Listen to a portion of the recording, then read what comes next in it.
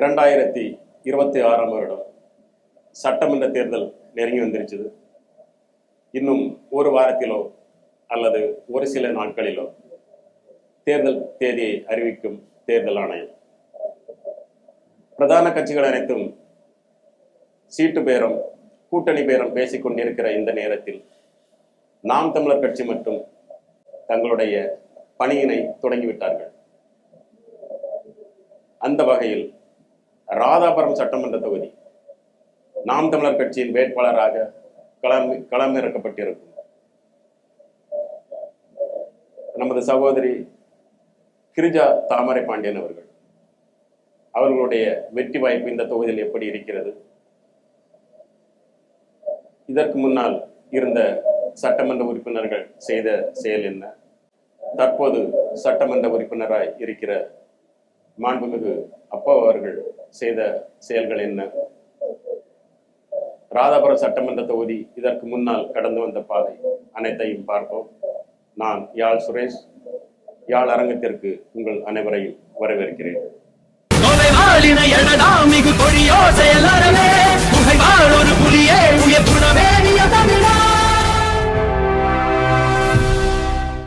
சட்டமன்ற தேர்தல் இன்னும் ஒரு மாதத்தில் அல்லது 1.5 மாதத்தில் நடந்து முடிந்தது.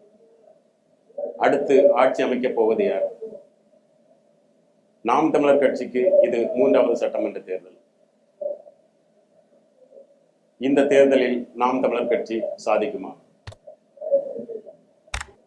ராதாபுரம் சட்டமன்ற தொகுதியில் வேட்பாளராக களமிறக்கப்பட்டிருக்கும் கிரிஜா தாமரை பாண்டியன் அவர்கள் தேர்தல் களத்தில் இது புதிது. ஆனால் நாம் தமிழர் கட்சிக்கு அவருக்கு அறிமுகம் தேவையில்லை, அனைவருக்கும் பரிச்சயமானவர் தான். வேட்பாளராக அறிவிக்கப்பட்ட பிறகும் அதற்கு முன்பும் தினந்தோறும் மக்கள் பிரச்சனையை சந்தித்துக் கொண்டிருக்கிறார். தினந்தோறும் மக்கள் பிரச்சனையை அவர் நல்ல முறையில் அணுகுகிறார். மக்களினுடைய பிரச்சனைகளை கேட்டறிந்து அதை தன்னுடைய தேர்தல் வாக்குறுதியாக அறிவித்துக் கொண்டிருக்கிறார். 2026ஆம் ஆண்டு சட்டமன்ற தேர்தலில் பிரதான கட்சிகளின் வேட்பாளர்கள் யார்? இதுவரை அறிவிக்கப்படவில்லை. ராதாபுரம் சட்டமன்ற தொகுதியில் இப்ப ராதாபுரம் சட்டமன்ற தொகுதியை நம்ம பார்த்தோம்னா, இப்ப 1950க்கு பிறகு அந்த காலகட்டங்களில் காங்கிரஸ் தொடர்ச்சியா சட்டமன்ற உறுப்பினராக ஆயிருக்கிறாங்க. அதன் பிறகு திராவிட கட்சிகள் வருது. திமுக, அதிமுக, தேமுதிக, இந்த மாதிரி திராவிட கட்சிகள் மாறி மாறி ஆட்சி பண்ணுது.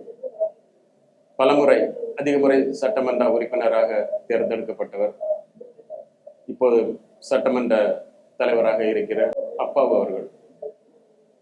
2006ஆம் வருடம் பார்த்தோம்னா இப்போ சட்டமன்ற உறுப்பினராக இருக்கிற திரு அப்பா அவர்கள் தான் வென்றிருக்கிறாங்க. அதுல 2வது இடம் வந்தது அஇஅதிமுக. அந்த 2006ஆம் வருடம் ராதாபுரம் சட்டமன்ற தொகுதியில் ஒரு நட்சத்திர வேட்பாளர் போட்டியிட்டு இருக்கிறார். பிஜேபியில் இருந்து தமிழிசை சவுந்தரராஜன் அவர்கள். அவர் 5ஆம் இடத்திற்கு தள்ளப்பட்டிருக்கிறார். 3வது இடத்தில் சுயேட்சை வேட்பாளர், 4வது இடத்தில் தேமுதிக. 2011ஆம் வருடம் அதிமுகவும் தேமுதிகவும் கூட்டணி வைக்குது. கூட்டணி கட்சியில நம்ம தேமுதிக இந்த தொகுதி ஒதுக்குறாங்க. தேமுதிக சார்பா மைக்கேல் ராயப்பன் அவர்கள் போட்டியிட்டு வெற்றி பெற்று சட்டமன்றத்துக்கு போறாரு. 2வது இடத்தில் காங்கிரஸ் வருது. இன்னும் நம்ம 2016 பார்ப்போம். ஏடிஎம்கே அதிமுக வெற்றி பெறுது. அதிமுகவோட வேட்பாளராக களமிறக்கப்பட்ட IS இன்பதுரை அவர்கள் வெற்றி பெறாங்க. இந்த தேர்தலில் ஒரு சுவாரஸ்யமான ஒரு நிகழ்வு நடந்தது. அது என்னன்னு பார்த்தீங்கன்னா, வெறும் 50 ஓட்டு வித்தியாசத்துல திமுக வேட்பாளர் அப்பா அவர்கள் தோல்வி அடைகிறார். நாம் தமிழர் கட்சிக்கு அது முதல் தேர்தல். நாம் தமிழர் கட்சி சார்பாக லொபின் என்ற பெண் வேட்பாளர் போட்டியிட்டார். 6ஆம் இடத்தை பிடித்தார். 6ஆம் இடத்தை பிடித்து 3125 வாக்குகளை வாங்கியிருந்தார் லொபின் அவர்கள். அடுத்து 2021 திமுக சார்பா அப்பா அவர்கள் வெற்றி பெறுகிறார். அவரை எதிர்த்து போட்டியிட்ட அஇஅதிமுக வேட்பாளர் இன்பதுரை அவர்கள் தோல்வி அடைகிறார். இதில் கவனிக்க வேண்டிய செய்தி என்னன்னா, நாம் தமிழர் கட்சி 3வது இடம், 19,000த்திற்கு அதிகமான வாக்குகள் பெற்று 3வது இடத்தை பிடித்திருக்கிறார் நாம் தமிழர் கட்சி வேட்பாளர் ஜேசுதாஸ் அவர்கள். அடுத்து 2026 இந்த தேர்தலில் நாம் தமிழர் கட்சி சார்பாக சகோதரி கிரிஜா தாமரை பாண்டியன் அவர்கள் அறிவிக்கப்பட்டு தன்னுடைய தேர்தல் பணியை தொடங்கிவிட்டார். மற்ற பிரதான கட்சிகளில் வேட்பாளர் யார் என்பது இதுவரை தெரியவில்லை. கிரிஜா தாமரை பாண்டியன் அவர்கள் ராதாபுரம் சட்டமன்ற தொகுதி வடக்கன்குளத்தில் அருகே இருக்கிற சிவசுப்பிரமணியபுரம் ஊரை சேர்ந்தவர். படித்தவர், பேராசிரியர், சுற்றுச்சூழலை பாதுகாக்க வேண்டும் என்று ஆர்வமிக்கவர். இப்போ சாதாரணம் பார்த்தீங்கன்னா, இந்த திராவிட கட்சிகளை அடித்து இவங்க மேலே வர முடியுமான்னு கேட்டால் அவங்க இன்னும் கடினமாக உழைக்கணும். அந்த உழைப்புக்காக தான் அவங்க தினம் தினம் மக்கள் சந்திப்பை நடத்திட்டு இருக்கிறாங்க. இப்போ சாதாரண பார்த்தீங்கன்னா, நாம் தமிழர் கட்சி வேட்பாளர் அவங்க வைக்கக்கூடிய குற்றச்சாட்டு என்னன்னா, கனிம வளங்கள் அதிகமாக இங்கேருந்து கடத்தப்படுது, அல்லது அனுமதித்த அளவை விட அதிகமாக கனிம வளங்கள் எடுக்கப்படுகிறது என்று குற்றச்சாட்டை முன்வைக்கிறார். கனிம வளங்களை கொண்டு செல்லும் வாகனங்களால் காற்று மாசு ஏற்படுகிறது. இந்த காற்று மாசால் பொதுமக்கள் உடல் அளவிலும் மன அளவிலும் பாதிக்கப்படுகிறார்கள் என்ற குற்றச்சாட்டை நாம் தமிழர் கட்சி முன்வைக்கிறது. தற்போது சட்டமன்ற உறுப்பினராக இருக்கிற அப்போ அவர்கள் தனது தொகுதிக்கான எந்த ஆக்கப்பூர்வமான செயலையும் அவர் இதுவரை செய்யவில்லை. கனிம வளங்களை கொண்டு செல்வதில் அவர் முன்னோடியாக இருக்கிறார் என்ற குற்றச்சாட்டையும் நாம் தமிழர் வேட்பாளர் முன்வைக்கிறார். அனைத்து குற்றச்சாட்டுகளையும் மக்களிடத்தில் சொல்லி இவர் சட்டமன்ற தேர்தலில் சாதிப்பார். ராதாபுரம் சட்டமன்ற தொகுதி பறந்து விரிந்து கிடக்கும் ஒரு பெரிய ஒரு தொகுதி. ராதாபுரம் சட்டமன்ற தொகுதியில் முக்கியமாக குறிப்பிட்ட ஊர்கள் என்று பார்த்தால் வள்ளியூர், பணக்குடி, காவல் கிணறு, வடக்கன்குளம், பழவூர், லெவஞ்சிபுரம், மாடன்பிள்ளை தர்மம், கள்ளிக்குளம், சமூகரங்கபுரம், கோட்டை கருங்குளம், திசையன்விளை,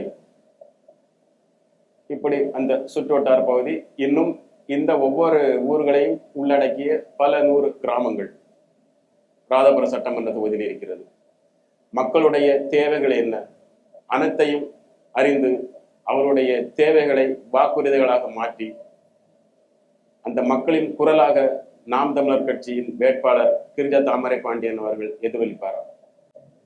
ராதாபுரம் சட்டமன்ற தொகுதியை பொறுத்தவரை பல மக்கள் வெளிநாடுகளில் பணிபுரிகிறார்கள், சொந்தமாக பல நிறுவனங்களை வைத்திருக்கிறார்கள், உள்ளூரிலே பல நிறுவனங்களை வைத்து சொந்தமாக தொழில் செய்கிறார்கள்.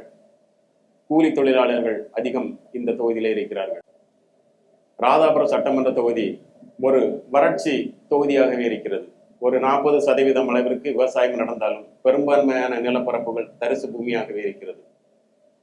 ராதாபுரம் சட்டமன்ற தொகுதிக்கு என்று நிலையான ஒரு முடிவான ஒரு நீர் ஆதாரம் இங்கே இல்லை. இனி வரக்கூடிய சட்டமன்ற தேர்தலில் கிரிஜா தாமரை பாண்டியன் அவர்கள் இந்த பிரச்சனையை கையில் எடுப்பாரா?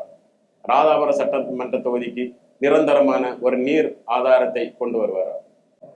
ராதாபுரம் சட்டமன்ற தொகுதி மக்கள் இந்த முறை யாருக்கு வாக்களிக்க போகிறார்கள்? திராவிட கட்சிகளுக்கு தானா, அல்லது மாற்றத்தை விரும்பும் பிள்ளைகளுக்கா, அல்லது புதிய வரமான விஜய் அவர்களுக்கா? இலவசமே தன்னுடைய சாதனையாக கருதி கொண்டிருக்கும் திராவிட கட்சிகளை மக்கள் ஒருமுறை புறந்தள்ளி இந்த மக்களையும் மண்ணையும் இயற்கை வளங்களையும் சுற்றுச்சூழலையும் பாதுகாக்கும் ஒரு கட்சிக்கு வாக்களிப்பார்களா? ராதாபுரம் மக்களின் மனநிலை என்ன?